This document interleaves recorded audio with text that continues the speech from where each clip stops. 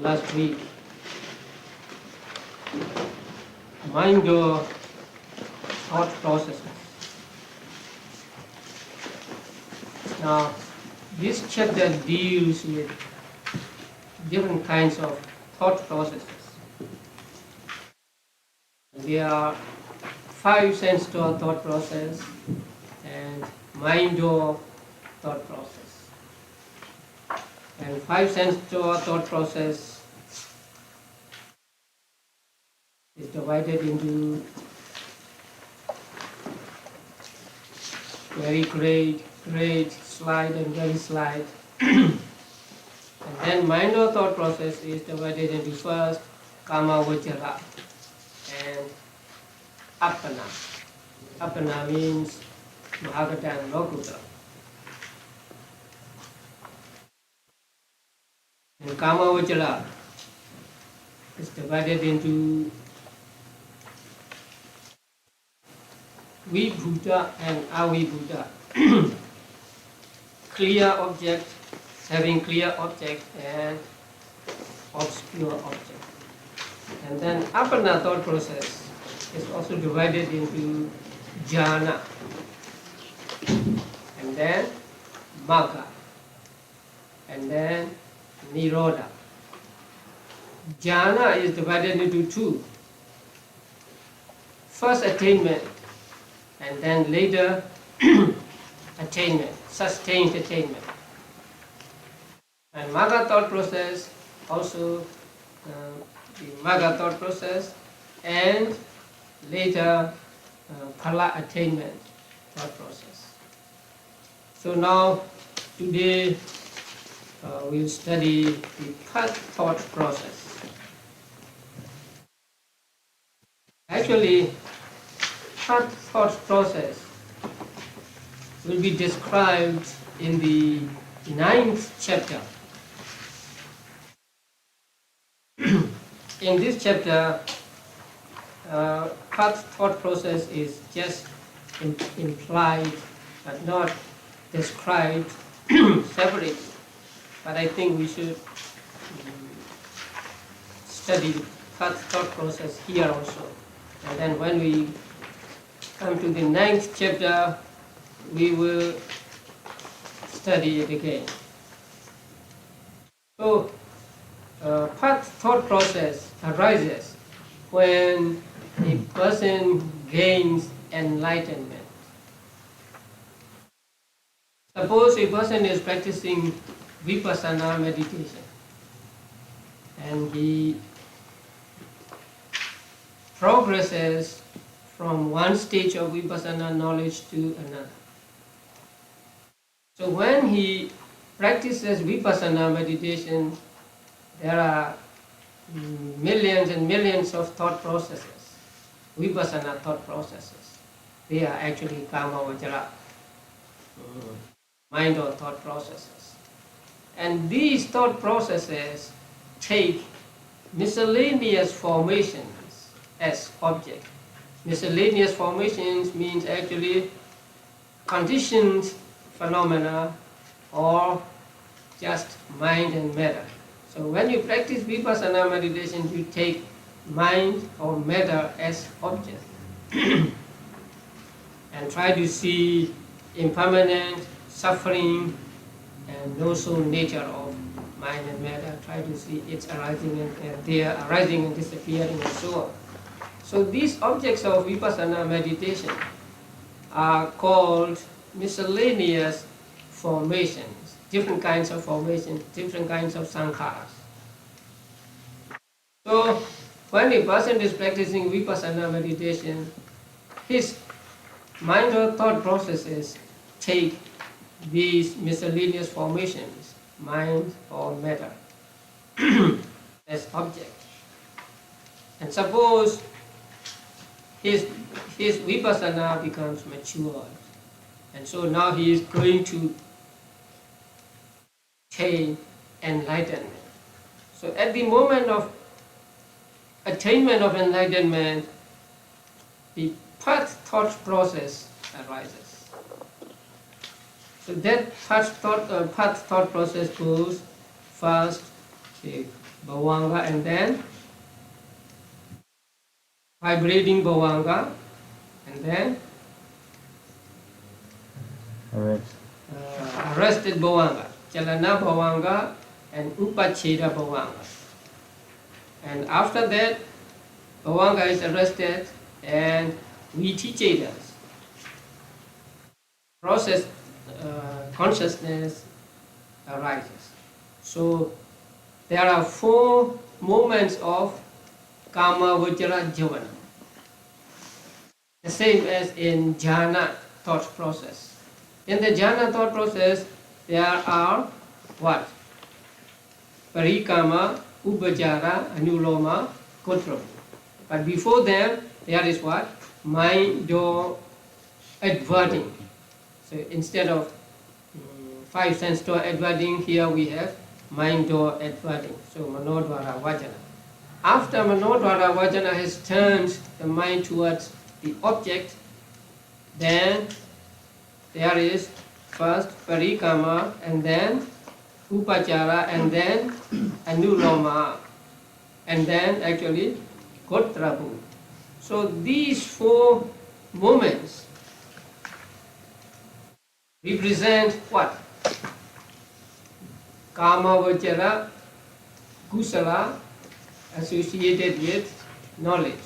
Jnana sampayukta kama vajra kusala.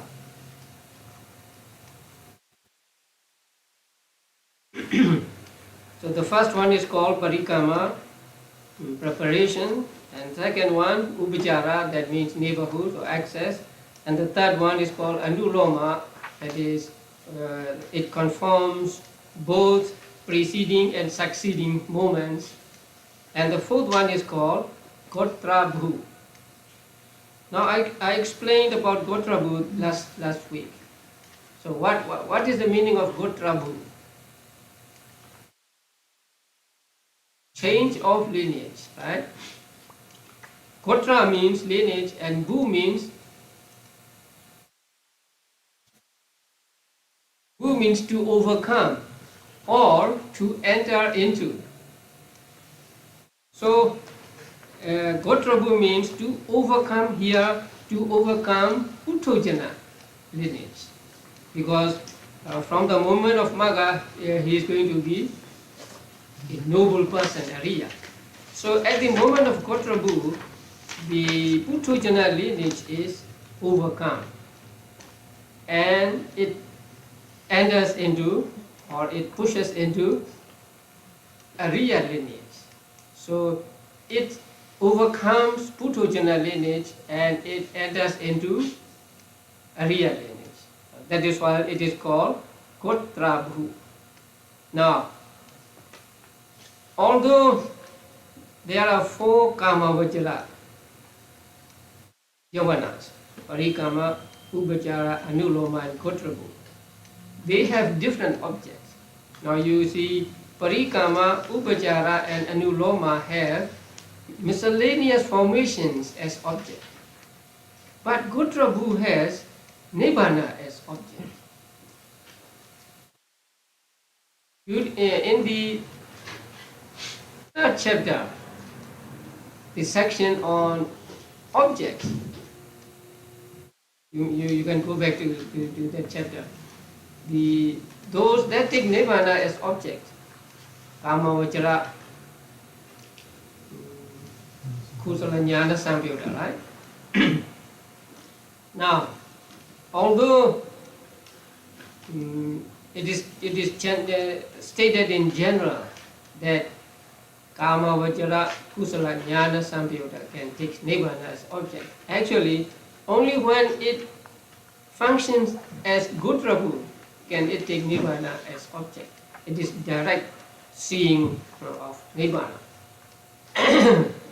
When we do some meritorious deed and we say, may I attain Nibbana, that Nibbana is not real Nibbana. It is just a designation Nibbana or some kind of concept. So here, good Prabhu takes Nibbana, really takes Nibbana as object. So it is an exception, because in one thought process, the object of the thought movements must be the same. But in this thought process, the object is different. So the object of Manodvara, Vajana, Parikama, Upajara and Anuloma is what? Miscellaneous formations or conditions, phenomena, mind and matter. But the object of good Prabhu is Nibbana. And after good Prabhu comes Magga, path consciousness, followed by 2 moments of Phala consciousness. And then lapses into Bhavanga. Now, when we talk about enlightenment, we must understand with reference to this thought process. So,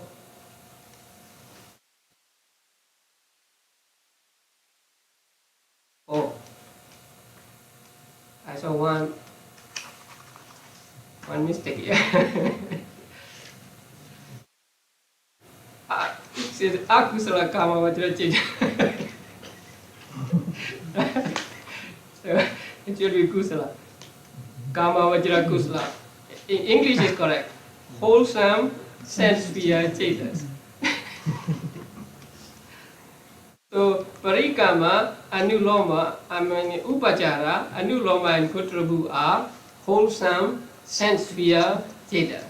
So Kama Vajra Kusala chetas. Magga is what cheta? Magga is Lokuttara cheta, right? Supramundane cheta. And 2 Phala moments also supramundane cheta. Now at the moment of Magga, what happens? Destruction of defilements, destruction of kilesas. So when we say the defilements are destroyed or eradicated, we mean this moment of path consciousness. So, what is the object of path consciousness? Nibbana, no? Right? And what is the function of path consciousness? Destruction of defilements. So what we mean by enlightenment is just this moment of Magga.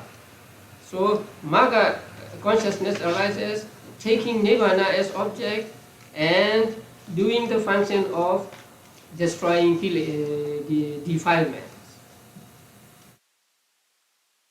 So Magga is so strong, so powerful that by just arising once, it can eradicate mental defilements altogether, so that they do not arise again. You all know that at the moment of Sotapatti Magga, how many kilesas are destroyed? You remember? 3. Wrong view and doubt. If you don't remember, don't worry. when you reach the 9th chapter, then you will understand. So, at the moment of Sotapatti Magga, 2 defilements are eradicated. And when they are eradicated once and for all. So they will never arise again in that person. So Magga has that power. That is why the abandonment of Magga is called complete abandonment. There are three kinds of abandonment, right? Momentary, temporary, and altogether. When you are say, learning Abhidhamma, or when you are paying homage to the Buddha, you do not have defilements, and that is momentary abandonment.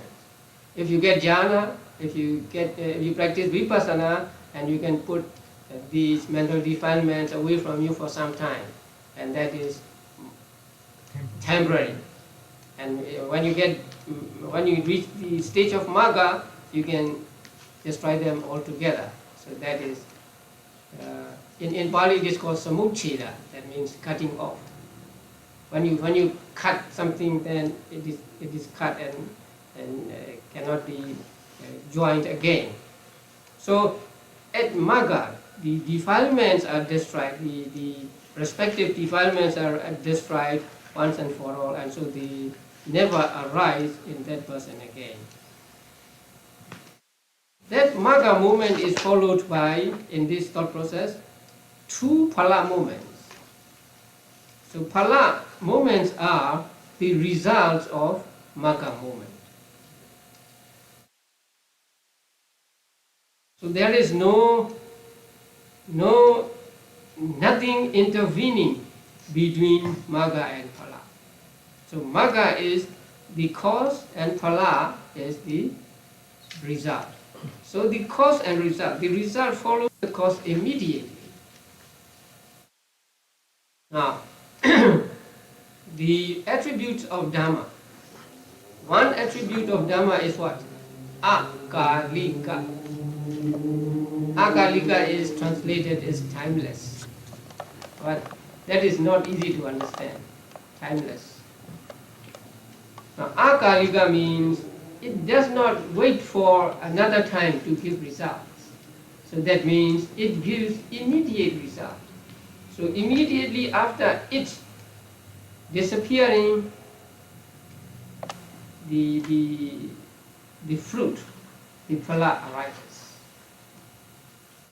When we say Dhamma is akalika, Dhamma is without time, we mean by Dhamma Magga, not phala, not nibbana. So Magga movement is followed by two movements of phala. And what is the function of these phala movements? Further tranquilization of defilements. That means, see, Magga puts out the fire, and then phala movement puts some more water on the fire already put out by Magga, so that they cannot burn again. So that is what the phala movements do. So they are called in Pali Patipassati, tranquilizing again, pacifying again. So that means they keep the defilements well eradicated so that they cannot come up again.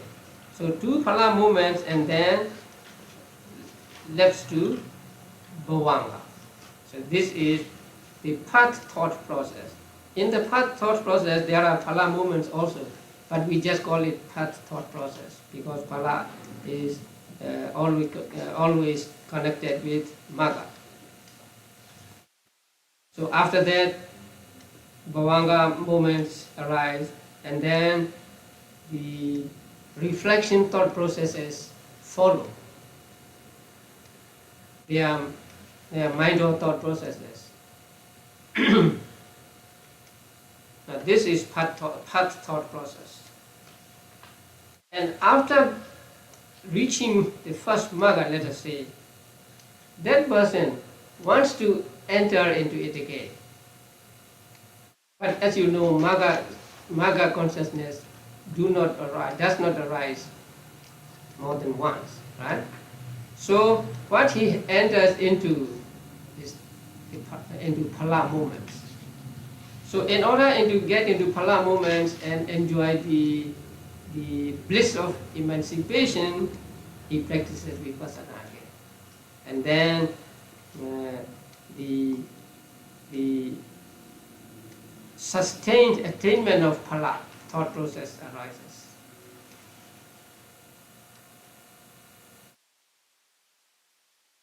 I think there are diagrams of them.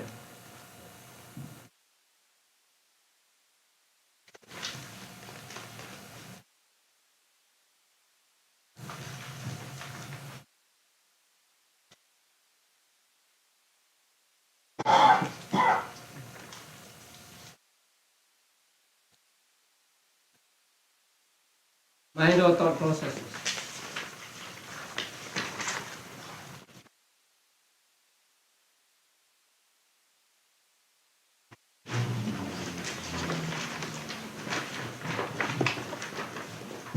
So, appana magga, right?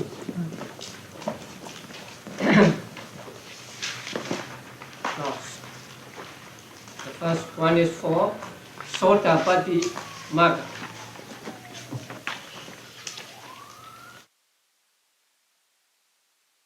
There can be two kinds of path thought process. For those who are of average faculty and for those who are of keen faculty. So for those who are of average faculty, there are 4 Kamavajra movements: Parikama, Upachara, Anuloma, and Kotrabu. And there are 2 movements of phala. But for those of keen faculty, there are only 3 movements of Kama Vajra jhanas: Upachara, Anuloma, and Kotrabu. And 3 phala movements. You know why there are 3 phala movements here?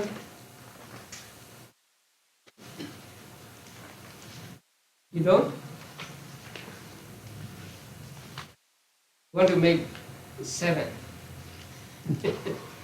So, Parikama, Upachara, Anuloma, Kotrabu, Magga, Phala, and Phala. 7 moments, right? So for those of keen faculty, Upachara, Anuloma, Kotrabu, Magga, Phala, Phala, Phala.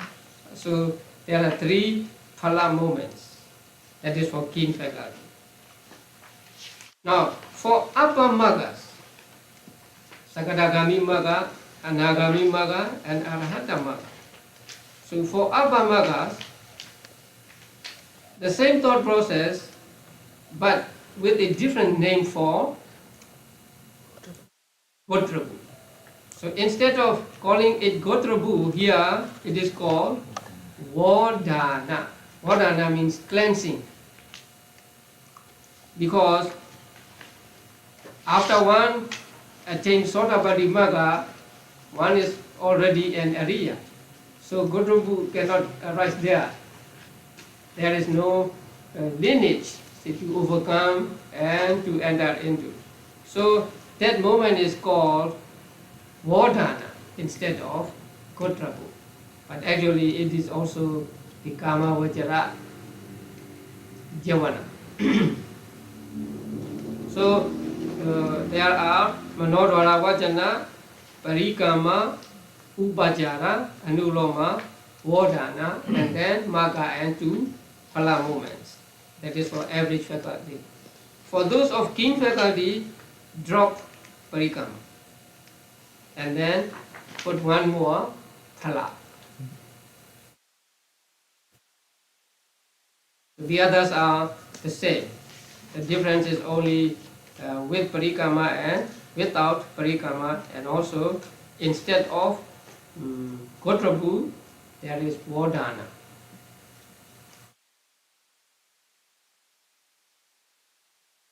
So sustained Phala attainment. Next page. In the sustained Phala attainment, what do you find?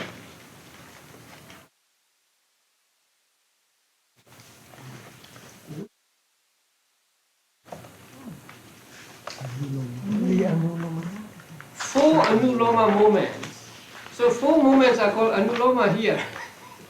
It's confusing, right? The same 4 moments, but they are not called parikama, upjara, anuloma, gotu, but all are called anuloma. So 4 moments of anuloma. And then no magga. Instead of magga, there is phala. And then there is another phala without the circles, but just dots. So that means there are many moments of phala, millions and millions of moments of phala. That is for average faculty.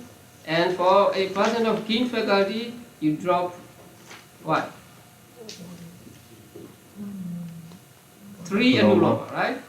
Yeah, that's all. So the others are the same. So that is for phala samapatti, thought process.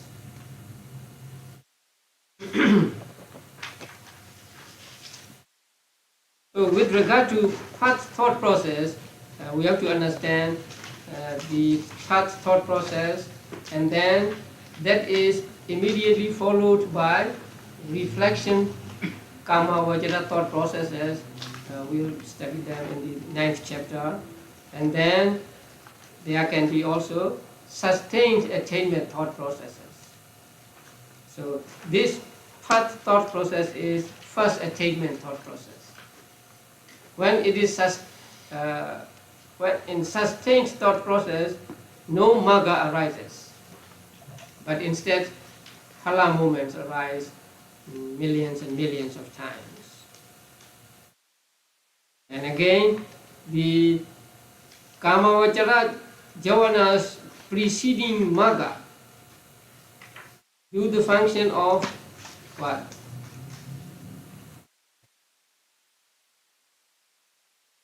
Parikama, anuloma, and gotrabu, and they take miscellaneous formations as object, and gotrabu takes nibbana as object, and then magga follows, and then 2 phala moments, right? Now there is a question. I don't know whether I can discuss here or just wait until we come to the 9th chapter. Can we call gotrabu vipassana or not?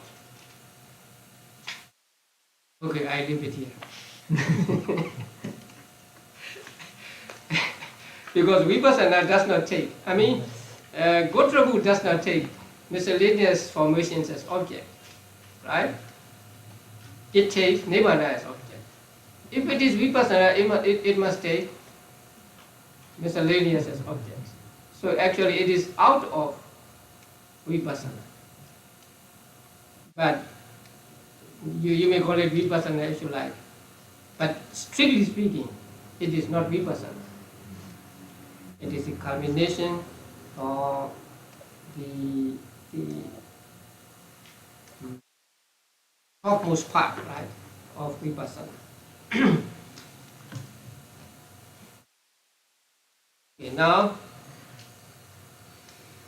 we study the correlations in absorption, chapter 4, section 15. You have to look at the Chitta chart.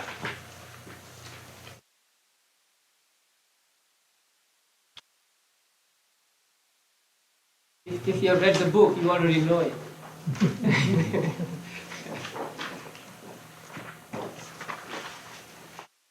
Okay, now I read the English translation. Therein, immediately after a javana, accompanied by joy, that means somanasa javana. Here, somanasa javana means somanasa kama vajra javana. So, immediately after a javana accompanied by joy, absorption, that means jhana and magga phala. Absorption accompanied by joy may be expected.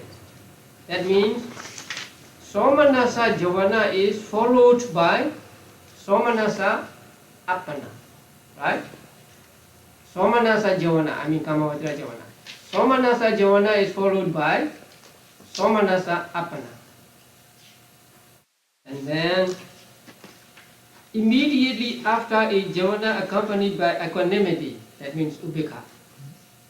Absorption occurs accompanied by equanimity.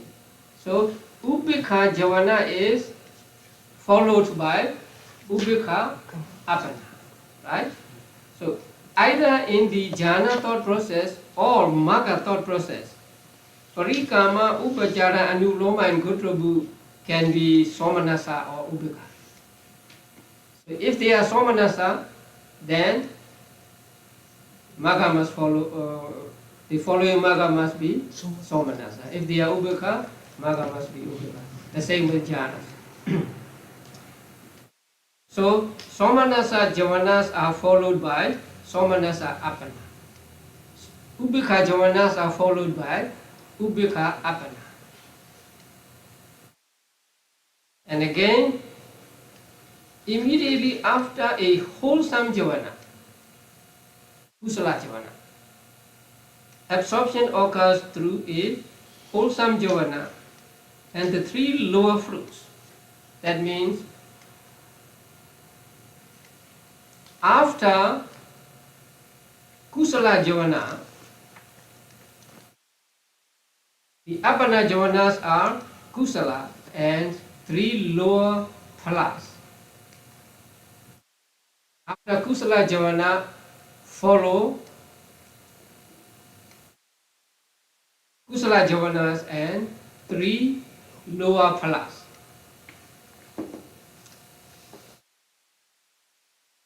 Immediately after a functional Javana, that means after Kiriya Javana,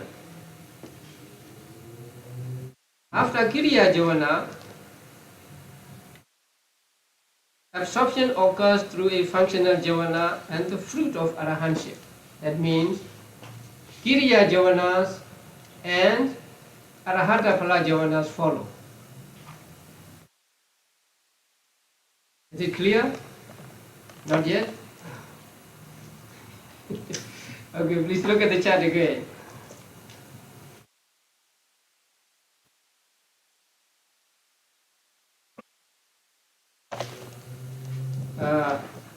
Take the Kamavajra Kusala. How many? 8. Among them, how many are accompanied by Somanasa?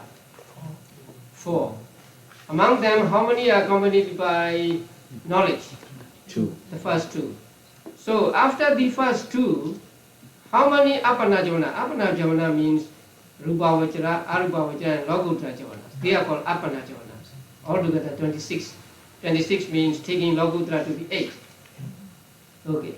So after the first 2 Kamavajra Javanas, they are accompanied by knowledge. They can follow Kusala, which are accompanied by Somanasa. That means 4 Rupavajra Kusalas. And then all Magga, Magga Jitas accompanied by Somanasa. Red dots. And then lower 3 phalas accompanied by Somanasa. So how many? 32, right? Okay, again. After the Kamavajra Kusala accompanied by knowledge, follow 32 Appana Javanas, and they are 4 from Rupavajra and then 16 from Magga and 12 from Phala, right? Yeah, you get all together 32. Is that okay? Yeah. But why? Okay.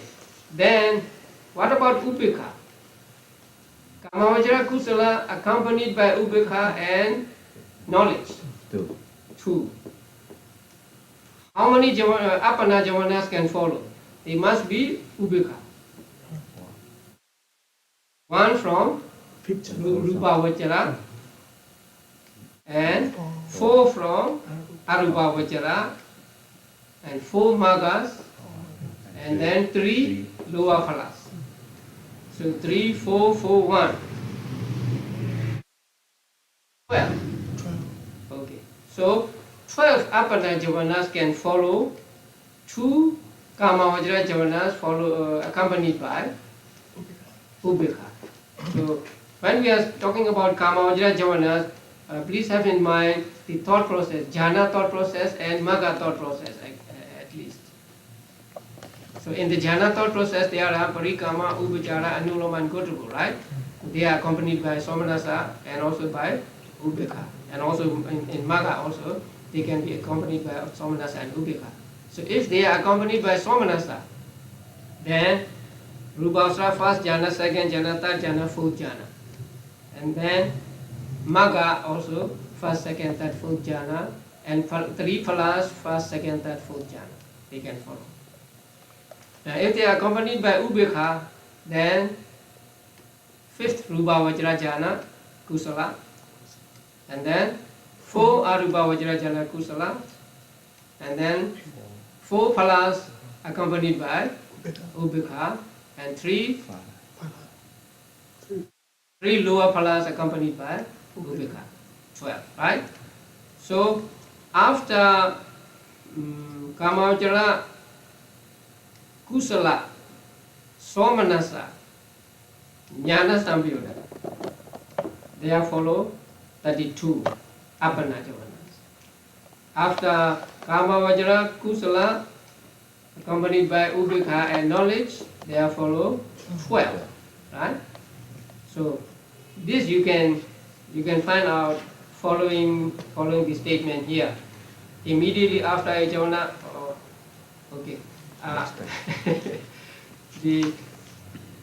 After somanasa javana follows somanasa apana. After ubekha javana follows ubekha apana. After kusala follows what? Kusala javana and 3 lower phalas. After kriya javanas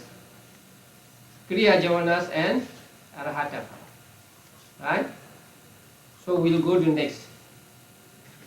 Kriya javanas.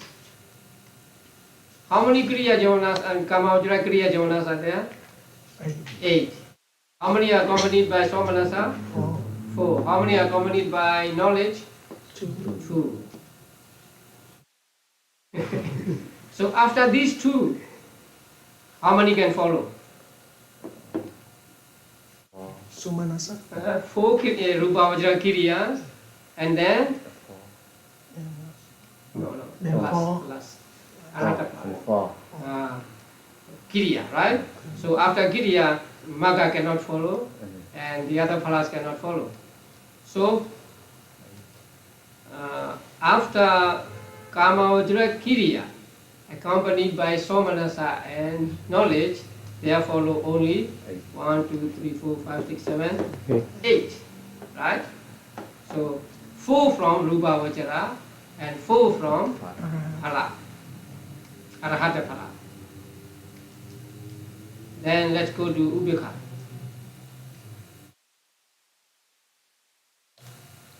To ubekha followed by ubekha, right? Yes. How many can follow? 1 from rupa vajra, 4 from arupa vajra, and the last 1. 6. Right? Yeah. So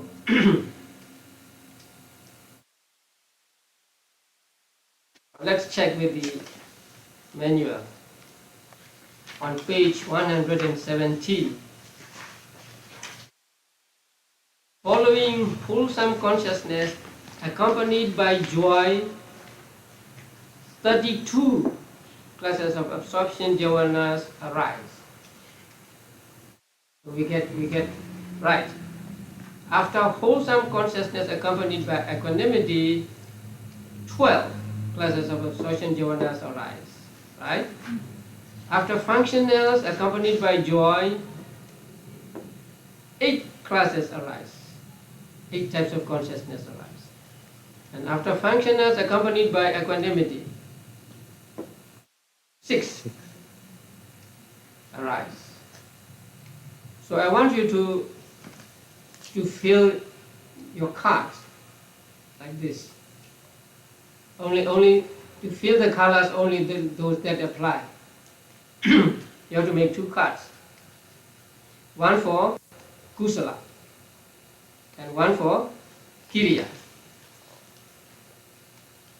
So when you have this card, it's very easy, you see. 2 dots of red followed by 32 red dots and 2 blue dots followed by how many? 12. And here this for kiriya. So 2 red dots followed by how many? 8, right? And 2 blue dots followed by 6. So you get instant.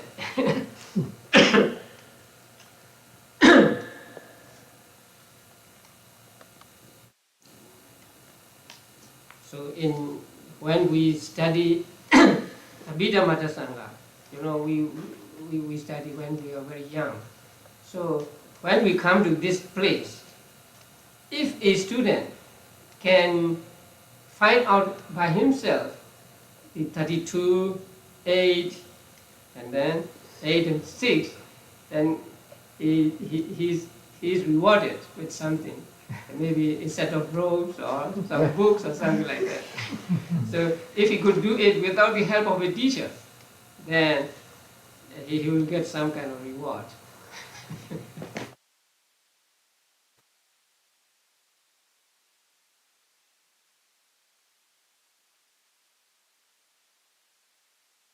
So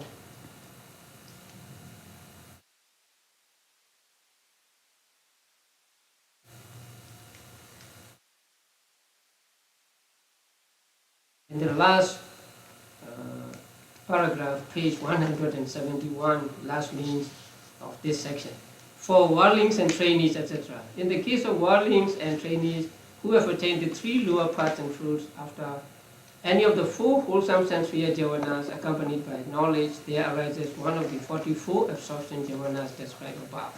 That means 32 and 12. And after the 4 functional sensory jhanas accompanied by knowledge, there arises to the arahant one of the above 14 absorption jhanas. that is, you have to add 8 and 6.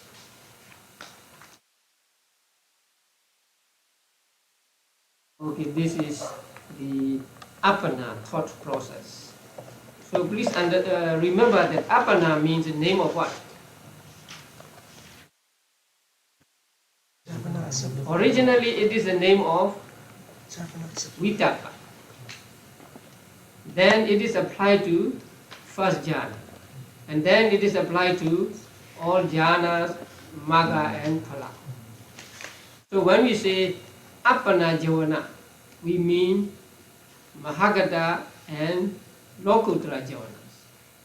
So if we take lokuttara to be 8, there are 26 apana jhanas. Now we finish the apana thought process, but we will study the other mind or thought processes later. Later means at the end of the 5th chapter. For that is not necessarily mind or. It could be 5 sense law and mind or thought process, death thought process, and then we will study others in the 9th chapter. Next comes the procedure of registration, the Dharamana Niyama.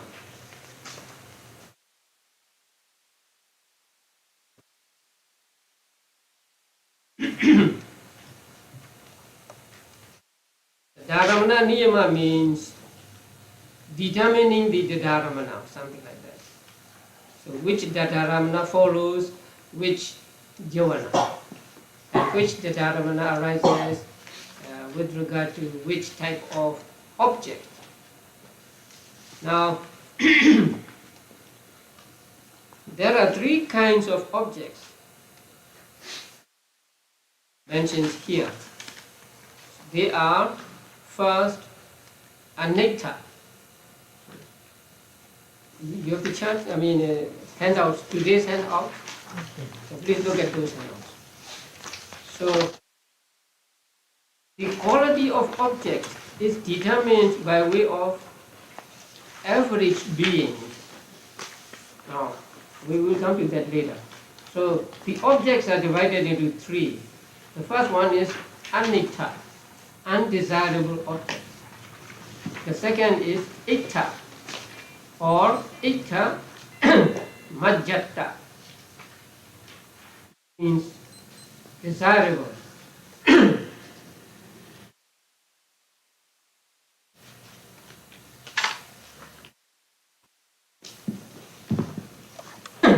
Are divided into anitta,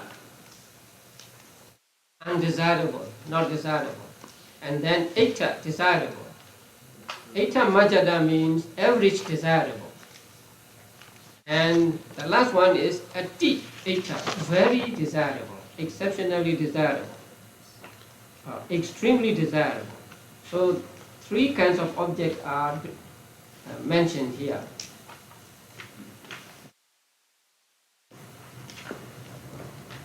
Although there are two varieties for desirable, there is only one for undesirable.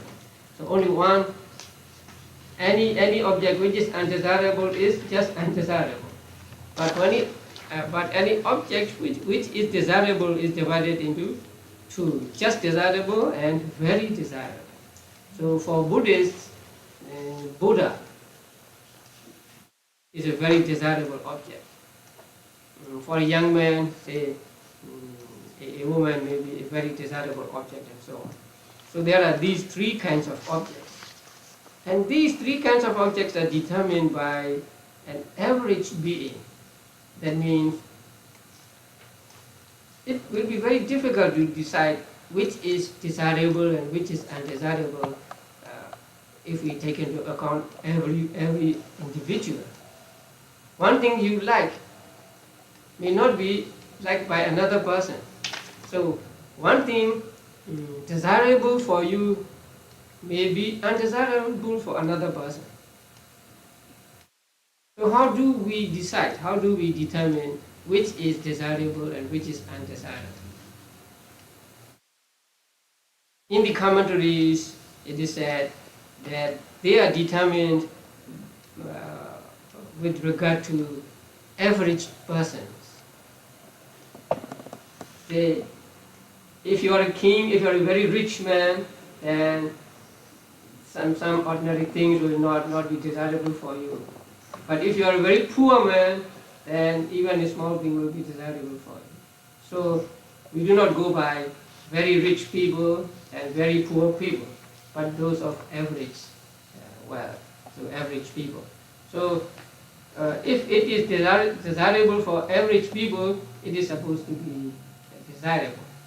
And if it is undesirable for average people, it is considered undesirable. So there are three kinds of objects. Even we decide by way of average beings, there are also other things to to take into consideration.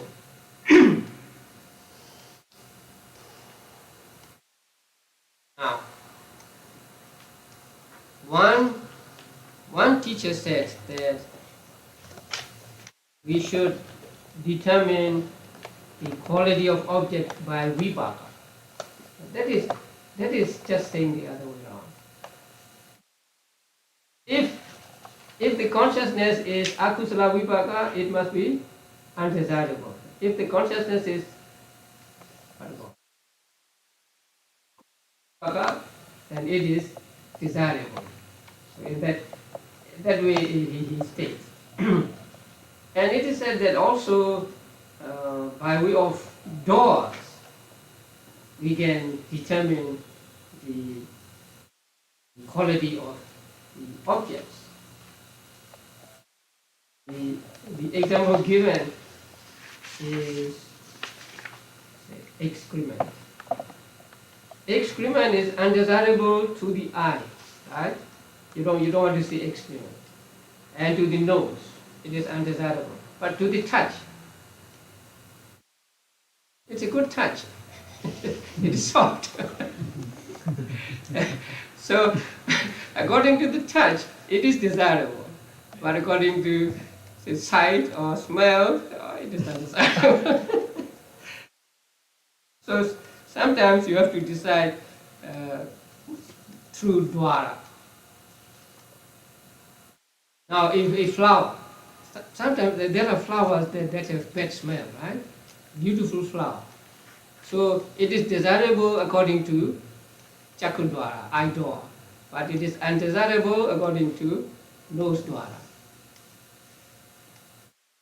And also, in summer, cold is desirable. When we feel hot, we turn on fans or air conditioning, and so we want cold or coolness. But in winter, we want heat. So cold is desirable in summer, and heat is desirable in winter. So it depends like that.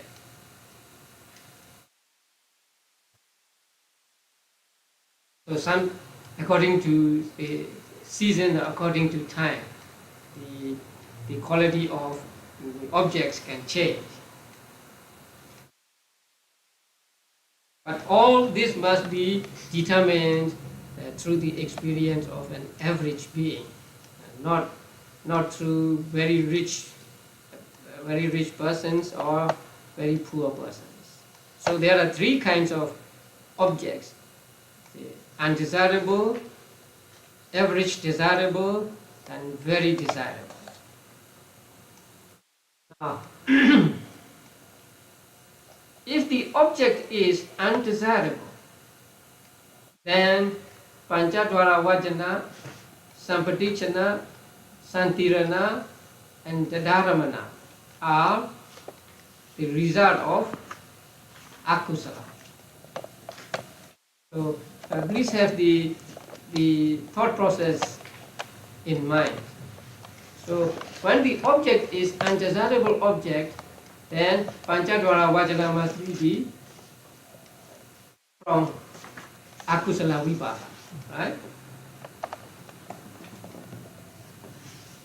Sampadichana must be from akusala vipaka, Sandirana from akusala vipaka, and Tadharamana from akusala vipaka. Tadharamana means just the Sandiranas. If the object is average desirable, then the Panchadvara Vajana, Sampadichana, Sandirana, and Tadharamana are result of kusala.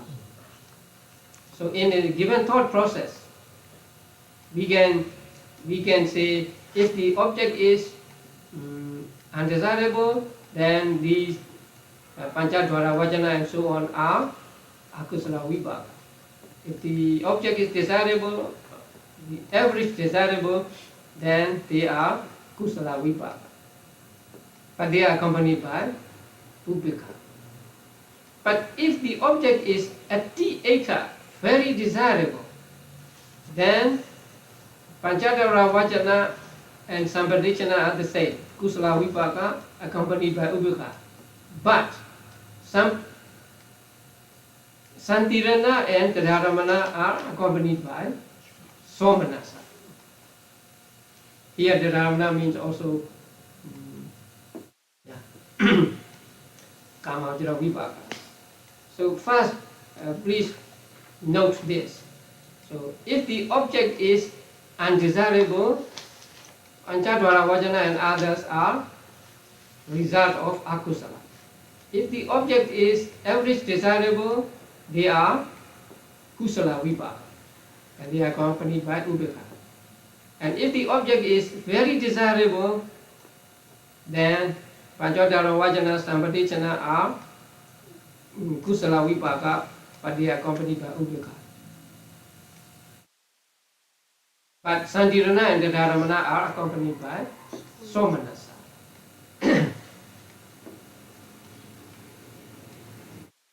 This is the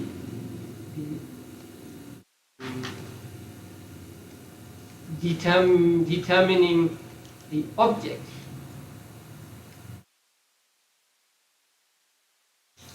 And the Chetas taking them as objects. Now, Pancadwara Vajana, Sampadichana, Santirana, and Dharamana are all Vipaka Chetas, right? Sampadichana Vipaka, Pancadwara Vajana is no Vipaka. Sampadichana Vipaka, Santirana Vipaka, Dharamana Vipaka, right? Now, it is said that Vipaka is always fixed. That means vipaka cannot vary. If the object is anatta, it must be akusala vipaka. If the object is undesirable, it must be akusala vipaka. If the object is desirable, it must be kusala vipaka. So there is no variation of this. So the vipaka is fixed. It is like the what about that? When you look at yourself in the mirror, the image in the mirror, reflection in the mirror is the same as your face. So something like that. Vipaka, since they are the result of karma, there is no change. So when the object is undesirable, it must always be akusala, vipaka. And if the object is desirable, it must always be kusala. So vipakas are fixed. So in a certain thought process, you cannot change the vedana of these. Whether if they are undesirable, then you have to pick up from akusala vipaka, and if they are desirable, from kusala vipaka. But javanas can vary. There is no fixed rule for javanas.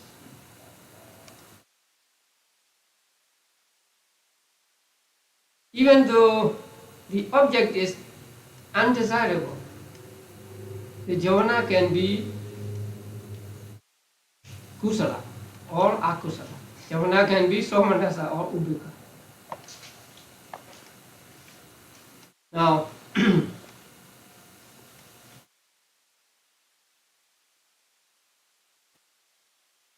suppose, say, very desirable object. Although it is very desirable object, those who, let's say, the Buddha is the very desirable object. Now, but for those who have no faith in the Buddha, for those who are not Buddhists, they may not have somanasa javana, they may have ubeka javana. Because those who are not arahants have this, what is called perversion of views or something like that. In Pali it is called vipanasa.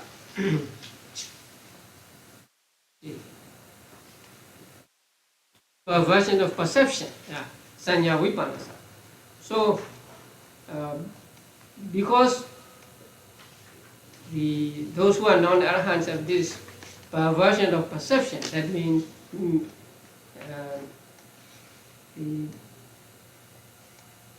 wrong perception of things.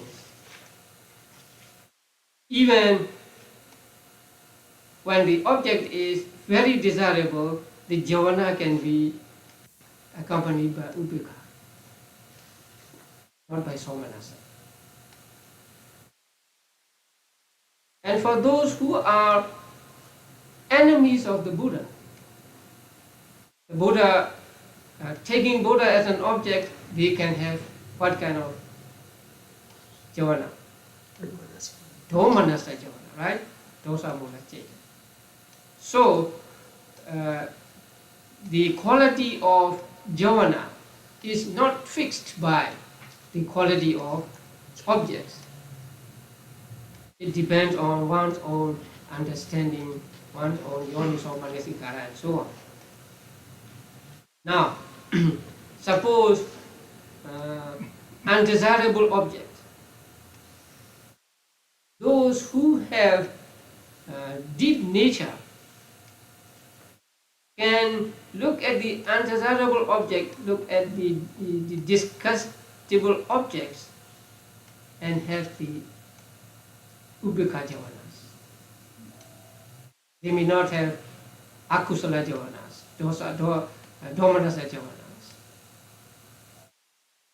Now when you practice meditation, suppose you practice asubha meditation. So when you practice asubha meditation, you look at a corpse, very, very undesirable object. But there you can have kusala jhana and even upekkha jhanas. And now excrement is undesirable object.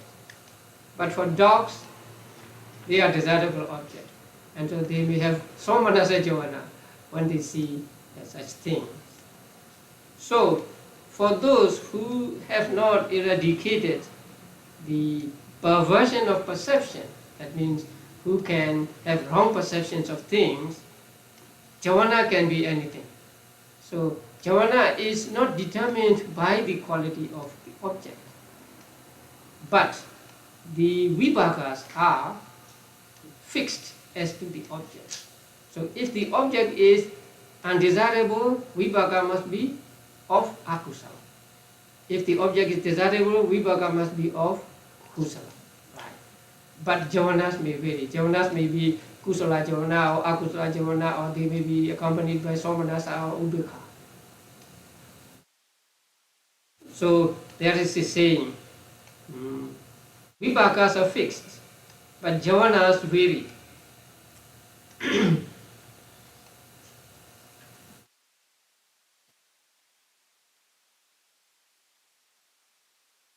Okay, now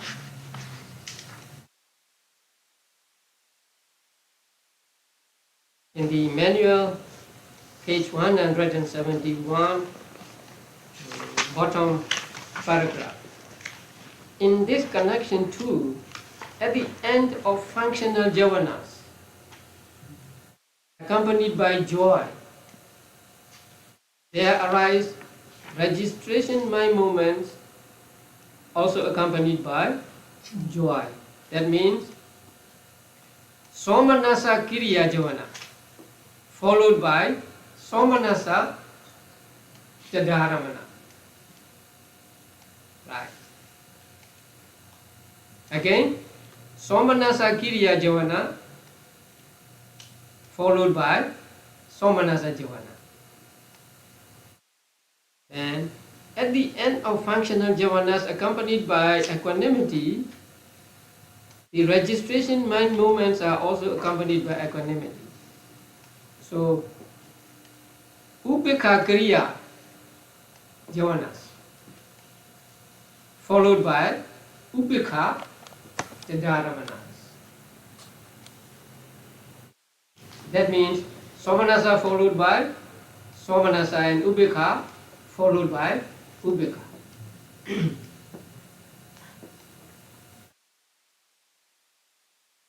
Here, the manual does not say what Dhararamanas follow the Kama, Vajra, Kusala and others. So this passage shows only for Kiriya Javanas. Now, if you you have the sheet, right? So here, please look at the chart. Kamavachara Kriya Javanas accompanied by Ubeka. How many? There are 4. They can be followed by Kamavachara Vipaga Ubeka 4 plus Santirana Ubeka 2, altogether 6. They can be followed by 6. It is the same as the first line above, Somanasa Kiriya followed by Somanasa Tataramana. Let's skip Domanasa. Now Kamavachara Kriya Somanasa 4. Right? And then Hasito Bara. These 5. These 5 are followed by Kamavachara Vipaga Somanasa 4 and Santirana Somanasa 1. So these 5 are followed by 5 Tadaramanas. Somanasa Tadaramanas. Dosa Mula 8 and not Dosa Mula, Moha Mula 2. Dosa Mula 8 and Moha Mula 2 are followed by all 11 Tadaramanas, 3 Santiranas and 8 Kamavachara Vipagas. And Kamavachara Kusala, all 8, are followed by 11 Tadaramanas. So please make a correction. Loba Mula 8 and Moha Mula 2, not Dosa Mula.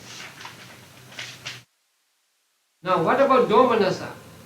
Domanasa, Dosa Mula Cheta 2.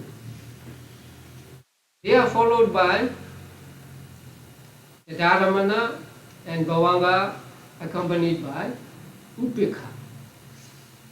They cannot be followed by Somanasa because they are so different in nature, Somanasa and Domanasa. So Domanasa cannot be followed by Somanasa. So it is followed by Upekha, the Dharamana, and Upekha, Bhavanga. Now,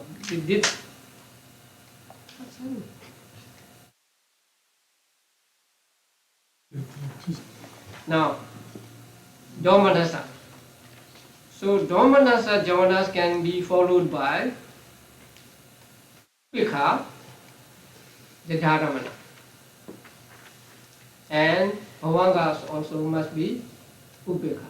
Now, please note this, because when we come to thought process with guest Bhavanga, we must understand this.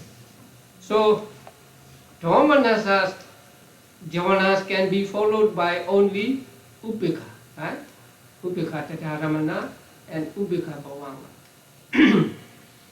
That's okay. So you have Domanasa Javana, and if there is Dadaramana, then the Dadaramana will be Upekha. If there is no Dadaramana but Bhavanga following the Javanas, then Bhavangas will be Upekha. That's all right. But there is one problem here, a dilemma. Suppose you are born with Somanasa Patisandi. If you are born with Somanasa Patisandi, your Bhavanga must be Somanasa, right? So, during the whole of your life, your Bhavangas must be Somanasa. They cannot be Upekha because they must be identical. Patisandi, Bhavanga and Chudi, right? So, you are born with Somanasa Patisandi, and so your Bhavangas are always Somanasa. Okay. You are an enemy of the Buddha. So you see the Buddha and you are angry with him, and so there is Domanasa Javana. And if there were no Dadaramana, Bhavangas must follow, right? What kind of Bhavanga must follow? After Domanasa, Somanasa Bhavanga cannot follow, right? But you have Somanasa Bhavanga. So there is a dilemma here. I'll say it again. After the Domanasa Javanas, if the Dadaramana were to follow, what kind of Dadaramana would that be? After Domanasa Javana, Ubeka, right? Ubeka Dadaramana. But the object is very desirable. So when the object is very desirable, the Dadaramana must be Somanasa, right? On the sheet, if the object is Ati-eta, right? The Somanasa for Santirana and the Dharamana. So when the object is very desirable, the Dharamana must be accompanied by Somanasa. But here, the object is very desirable. So if the Dharamana were to arise according to the object, they must be accompanied by Somanasa. But the preceding Javanas are Domanasa. And the other saying is that after Domanasa, the Dharamana must be Upeka. So there's a difficulty here. No Dharamana can arise. Okay, let's delete Dharamana. Come Bhavanga. Then, what kind of Bhavanga must be there? Somanasa or Upeka. After Domanasa Javanas, right? No Somanasa Bhavanga can follow. But you have Somanasa Bhavanga all your life. So, in this difficulty, there is a guest Bhavanga. He comes and helps us here. So, that guest Bhavanga is actually Ubeka Santirana. So Santirana accompanied by Ubeka takes that place of Bhavanga. So it is called Agantuka Bhavanga. That's why I put it RBH. R means Agantuka and BH Bhavanga. So it is guest Bhavanga. In Bhikkhu Bodhi's book, it is called adventitious Bhavanga. I think guest Bhavanga is easier to understand. So that Bhavanga is called guest Bhavanga. So it is Ubeka. So since it is Ubeka, it is compatible with Domanasa, right? Yeah. And after that, the regular Bhavangas can follow. So for that person, the thought process runs like this. Atita Bhavanga, first Bhavanga, and then vibrating Bhavanga, rest Bhavanga, Panchadwara, 5 sense door adverting, seeing, accepting, investigating, examining, and then Domanasa Javanas. And Domanasa Javanas are followed by 1 Bhavanga, Santirana accompanied by Upeka. And then Bhavanga follows. So here in this thought process, the Bhavangas at the beginning must be accompanied by Somanasa, right? Because you had Somana, you had Pradisandhi accompanied by Somanasa. So these Bhavangas must be accompanied by Somanasa. Panchadwara Vajana cannot be accompanied by Somanasa, right? It's always Upeka. And then seeing consciousness is always Upeka. Sampadicana, always Upeka. Santirana, here it is very desirable, so Santirana must be accompanied by Somanasa. And then Vattabhana. Vattabhana is Monodwara Vajana, and so it is always accompanied by Upeka. And then Javana movements, here Domanasa Javanas. And then guest bhavanga. It is accompanied by ubekha. And then somanasa bhavanga again.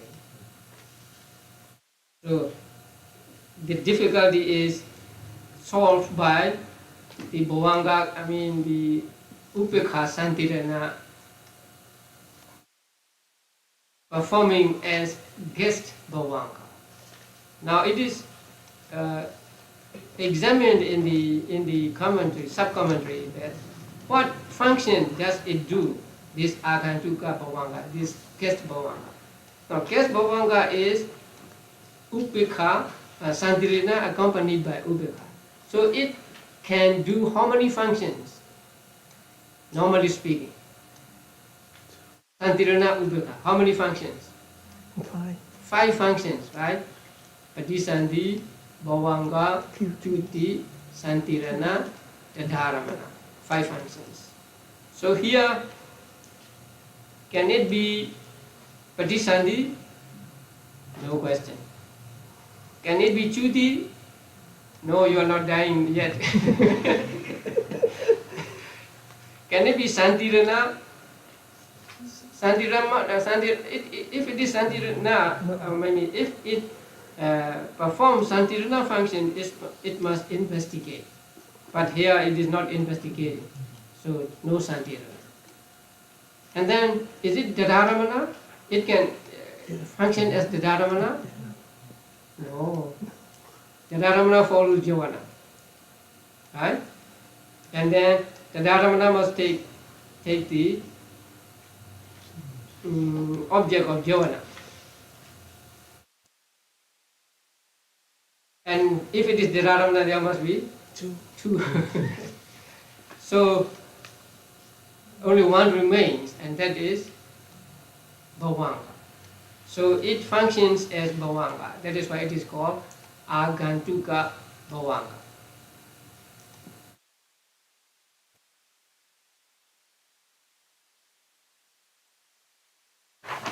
That is for Ati-Mahanta object. For Mahanta object, for great object, since it is Mahanta, the object can be any kind, very desirable or average desirable or just undesirable. So in this thought process, we have 2 first bhavangas, and then the others are the same. And then jhana followed by, again, guest bhavanga. The only difference is in this thought process, santirana can be either somanasa or ubekha, depending on the object being desirable or undesirable. Now, a person may have attained jhana, and then somehow he lost these jhanas. So he was depressed, or he was sorry for that. So when he feels sorry for that, he takes those jhanas as object. Those jhanas are mahagata objects, right? So in that case, it is manodvara thought process. It cannot be 5 sense thought process. So for that person, again, who had somanasa as patisandhi, the thought process runs like this.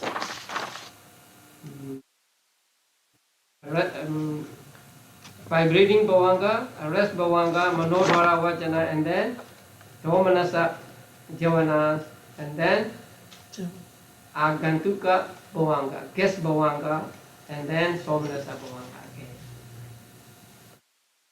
And if a person takes one of the concepts as object, and then gets domanasa jhana, the same kind of thought process.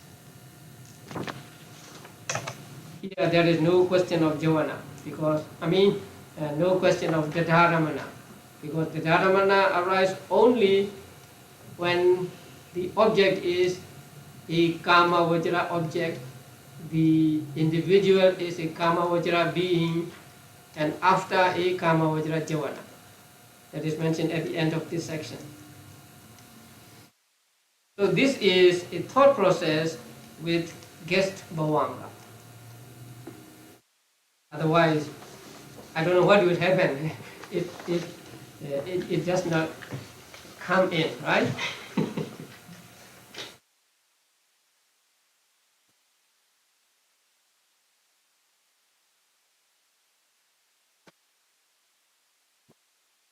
Let's see. And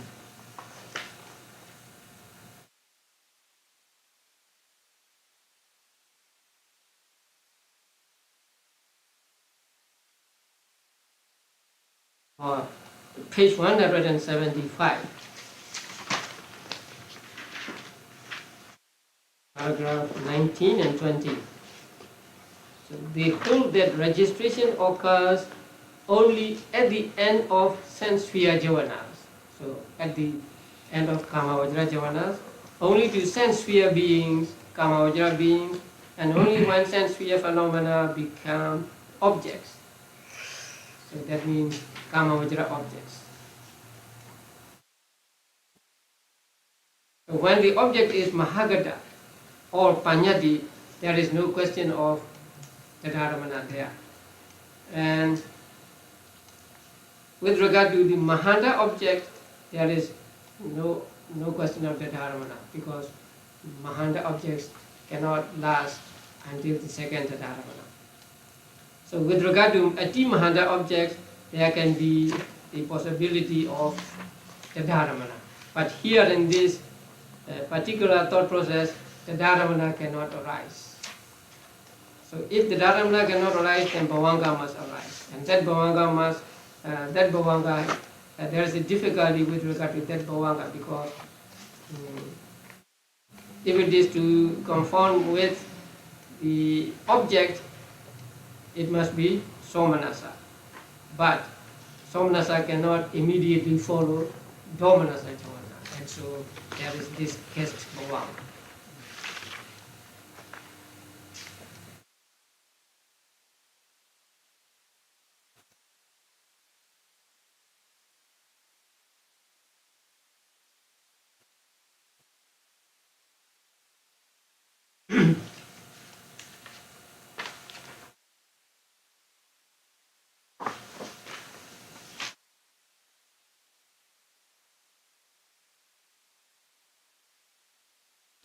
Now, the thing of the Dharamana.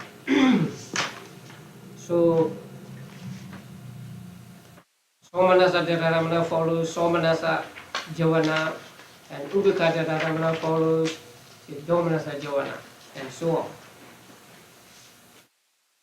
But there is no fixing as to the being accompanied by knowledge or not. So Jnana Sambhyuta Javana and Jnana Vipyuta Javana, right? Sometimes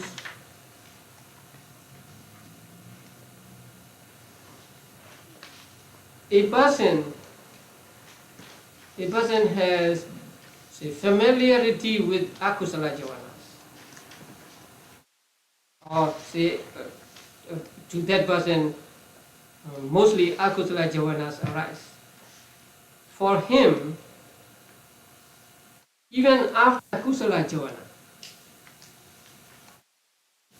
ahituka, the Dharamana can arise, because when he has akusala javana, then the Dharamana is ahituka. Similarly, for one who is familiar with the arising of kusala javanas, to whom kusala javanas arise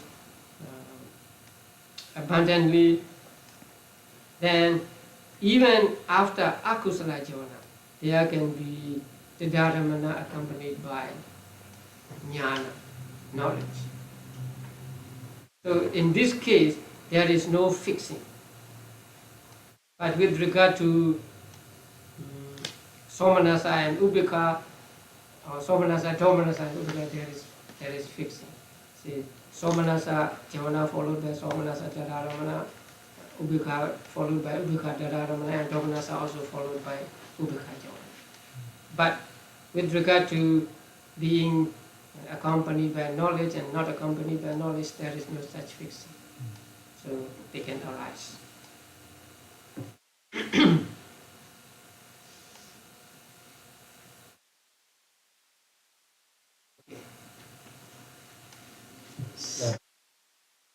Sadhu, sadhu.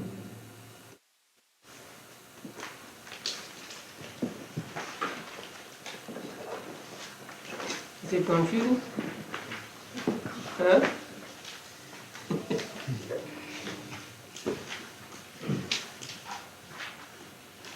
Now today, first you have to understand the fixing of the Dharamana. Which Dharamana follows which. That is general rule. And after you understand the general rule, there is this exception with guest bhavanga. So first you must understand that Domanasa cannot be followed by Somanasa. And then there is the problem here. If your Parisanti was accompanied by Somanasa, then after Domanasa Jamana, no regular bhavanga can follow. So that is this advantageous or guest bhavanga.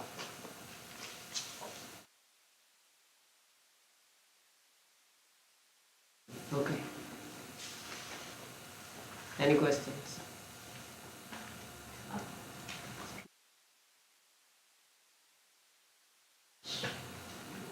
Okay, when Tirana would arise as a guest bhavanga.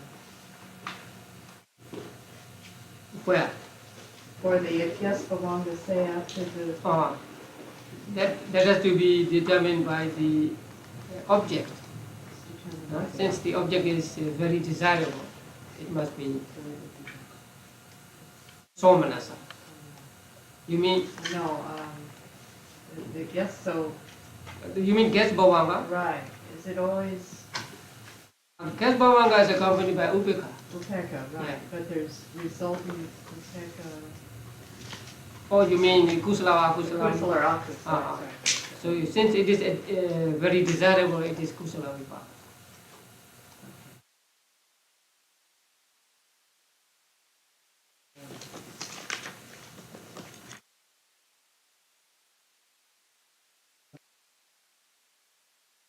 Yeah. Okay. But then when you explain about the function of Magga Cheta, instruction of defilement, Yes. to say the first Magga destroy two kilesa, but the second Magga, Sakadagami, doesn't destroy anything. And how, and you say the Magga only happened once, but it doesn't destroy anything. It just weaken the defilement. Am I correct on that note? And therefore the third Magga takes place to destroy those kilesa. Could you, I'm not sure I'm making the point here. The point is you say the function of the Magga is destroy the kilesa once and for all, and only happen once. That is the teaching. But the Sakadagami doesn't destroy anything. It needs the third Magga of anagami to destroy. How do we understand that in terms of the function of the Magga? Yeah. Happen Now, once and destroy, it doesn't happen again. when we say Sakadagami Magga, it does not destroy any kilesas. That means it does not destroy kilesas all aspects of the respective kilesas. But there are layers or degrees of gravity in kilesas. Kilesas that can cause you to reborn in four woeful states, and kilesas that are not, that cannot lead you to four woeful states. And so when we say the Sotapaddi Magga destroys wrong view and doubt, we mean it eradicates wrong view and doubt altogether. But it eradicates Lobha, Dosa and Moha also. But Lobha, Dosa and Moha, that can lead him to four woeful states. That kind of Lobha and Dosa and Moha also he eradicates. So during the second stage, he eradicates some more degrees of Lobha, Dosa and Moha. Although any one of the kilesas is destroyed altogether, but their degree, their the levels, their levels are eradicated by the second Magga also. That is why we say Magga eradicates mental defilements. Now, first Magga destroys two altogether, and others that can lead to four woeful states. Now, second Magga eradicates some layers of the remaining mental defilements, or according to the books, the sensual desire and ill will. So that layer of the kilesas, it destroys once and for all. But say the subtler layer still remains, and that is eradicated by the third and the fourth. So I think there is the eradication of mental defilements with the second Magga also.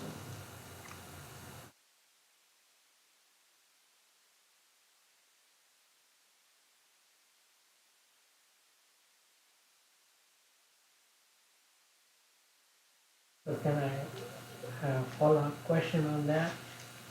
So the Maggas are distinct, right? Mutual, no, it related in a way that it eradicate whatever the other lacks. Unable to, the next one will do it, or the next one. But they are distinct, right? So, not really a Overlapping? There is no overlapping? Hmm? They are different from... I'm not sure they are really totally different or totally unrelated or related or kind. They arise differently at different times, right? So we cannot say that they are related.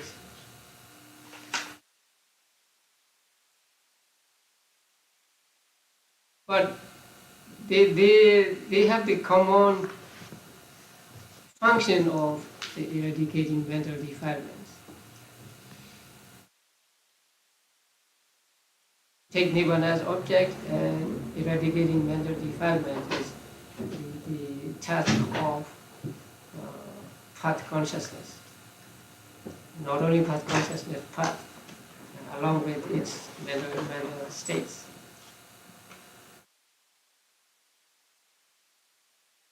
What do you understand? It seems like one arise only one time. One Magga arise only one time. Do whatever it can do. Yeah. And then it no longer arises. Right. Then there is another arise to do whatever the other one left undone, and it does whatever it can. And it left to the next one, do whatever the next one can do, and it cannot do. Yes. So that's how it happened. Right. But because of that, we absolutely say that Magga doesn't arise again. It doesn't based on that. But see, it doesn't finish the job. We need another Magga to do it. Yes. Yeah. So that and not completely say that Magga doesn't rise again. That's why I think we should be specific. Magga Cheta doesn't arise again means Sotapadhi Magga doesn't arise again, Sakadagami Magga doesn't arise again, and so on. But if you take Magga as general, or common, then we may say Magga arises. But since we have to deal with individual Magga consciousness, we have to say this does not arise again. I think that that's right on the point. I couldn't.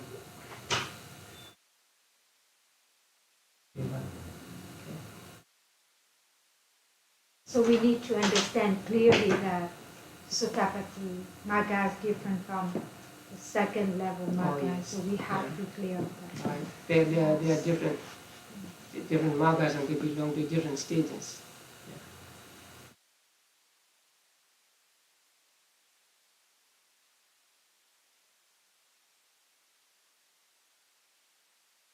Okay. Okay, what? And his question is to different persons. If they obtain the first Magga, for example, like as in first Magga, I had a first Magga, do they have the same degree? That's what it's a power. I think if Magga arises, it must have the same function of eradicating mental defilements. So in that case, they are the same. I mean, different. Say one Sotapadhi Magga arises in one person, another Sotapadhi Magga arises in another person. But since they are Sotapadhi Magga, their function is the same, eradicating mental defilements. Like we say, my kusala cheta and your kusala cheta. Although as kusala cheta they are the same, but it is my kusala cheta and your kusala cheta. So in the same way, it is my path consciousness, and the other is your path consciousness. Ante, is that appropriate to use the term power of Maggasita? Is that term correct to use? Power? Of the Maggasita. Like you say, like the Maggasita in one person may be different in terms of the level in another person. So it's talking about the power of that Cheta to destroy the Kilesas. Is that term correct, or we should focus on using the term function and not putting a value on the power of that Cheta?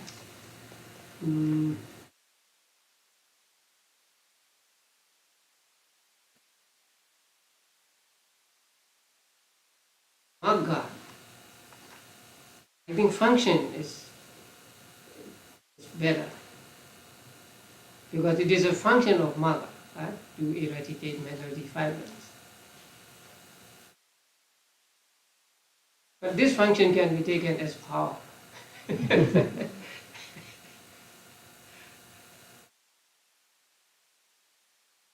It's better to stick to function. Yeah.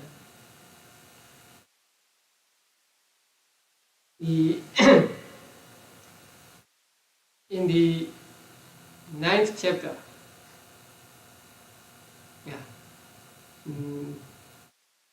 there are mentions 4 functions of Magga.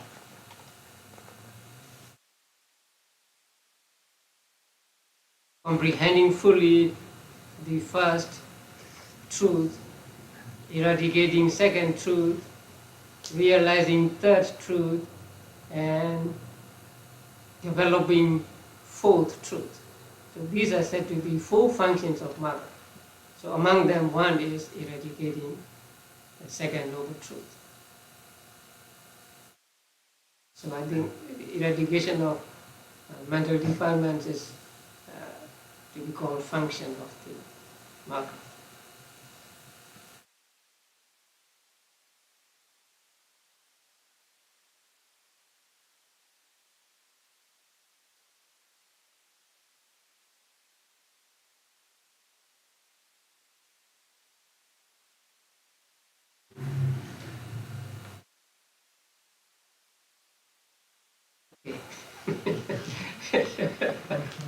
Oh, yes. On page 165 of the manual, it mentions that objects draw the continuum of consciousness out of the bhavanga, and the object comes into range of cognition at the mind door. And I wonder, does this include the karma and sign of karma and sign of destiny? Are those ever known? Yeah, which paragraph?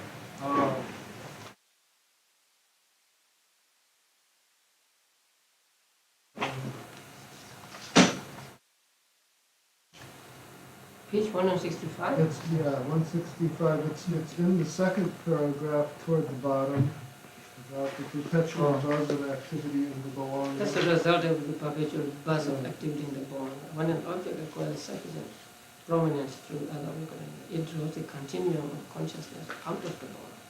And then that object comes into the range of cognition and mind.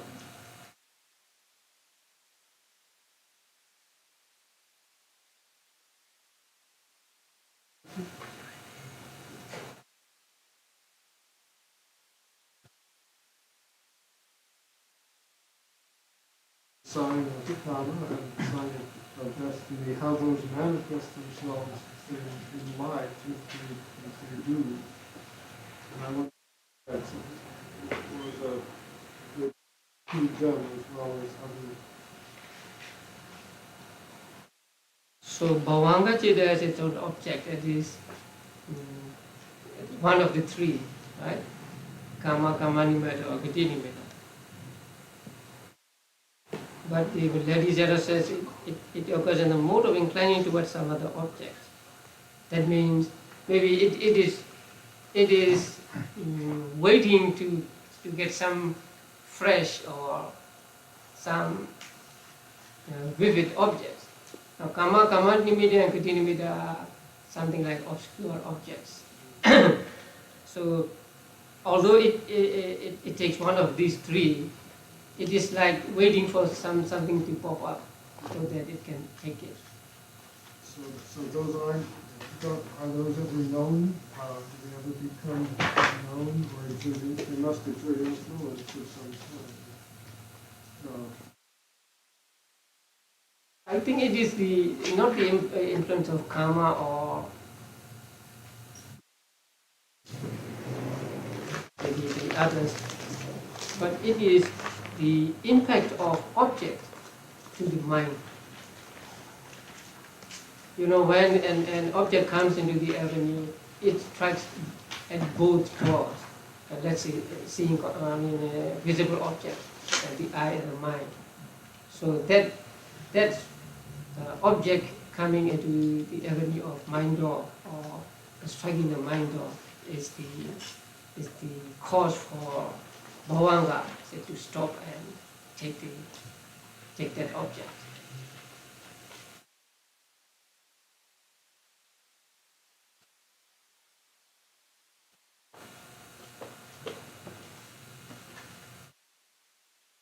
On the page 170 on the guide 60, we said that in the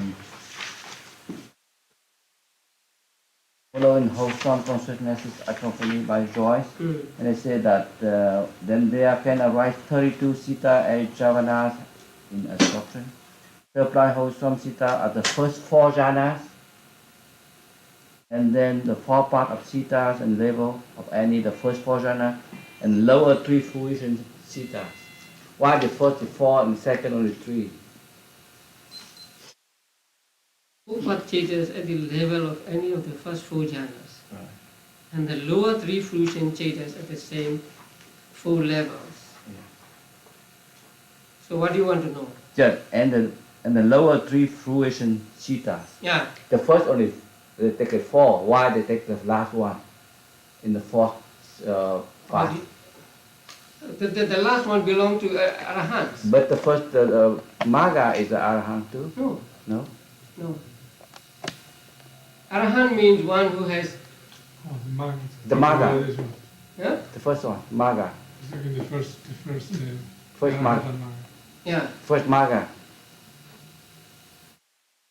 But it is not, at the moment of Arhata Magga, he is not yet Oh. Arahant, right? So after Arhata Phala, he becomes an Arahant.